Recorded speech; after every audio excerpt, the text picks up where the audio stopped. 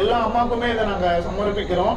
காலையில் தினமும் கண் விழித்தால் நான் கை தொடும் தேவதை அம்மா, அன்பென்றாலே அம்மா என் தாய் போல் ஆகிடுமா. இமை போல் இரவும் பகலும் என்னை காத்த அன்னையே, உனதன்பு பார்த்த பின்பு அதை விட வானம் பூமியாகும் சிறியது. உயிர் பிரிந்தாயே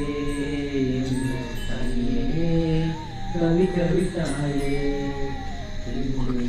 பாடும் பாட்டுக்கு நான் தூங்க வேண்டும், நான் பாடும் பாட்டுக்கு தாயே கண்ணே இருந்தாலே போதும்.